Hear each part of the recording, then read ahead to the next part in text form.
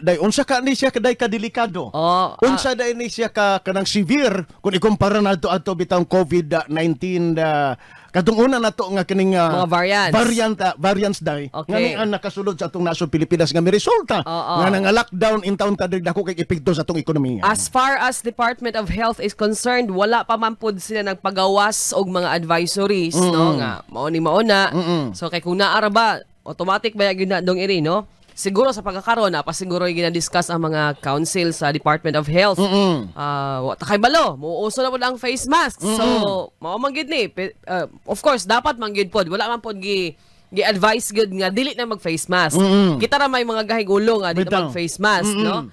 Pero kay mo lagi na ay face mask maro man gihapon na, no? So, pero wa ta kay balo in the future kung unsay mga mahitabuan ni mga kasama, but as of now, gi-confirm sa Department of Health nga na ay COVID-19 subvariant, flirt variant nakasulod na sa Pilipinas. Og doon na nay duha kunuday. Yes, duha. Nga matod pa, natakda na o gitakbuya na aning COVID-19 flirt variant day myself. Oo. So sa sulat pod no gipadala sa nga mensahe sa Department of Health nga nagsulti nga pag sulod ni ini, wala man hinuon sila na matikdan sa lain pang mga lugar.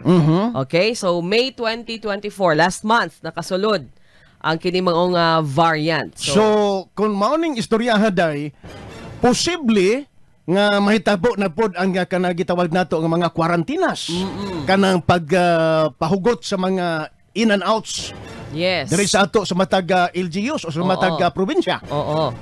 Napog ko'y mga silingan nga. Taday nga di kayo mo inga na bakit pertin paita sakripisyo kayo. Lagi. Nako'y mga kailangan ingon mga medical experts pod lagi pod kay mga medical kuan man pod profession. Pero dili pod sila di ko makaingon na they are reliable because wala man di man sila taga Department of Health but according sa ilang based sa ilang profession ambot ko sa katinuod kung mas kuan daw ni hinay.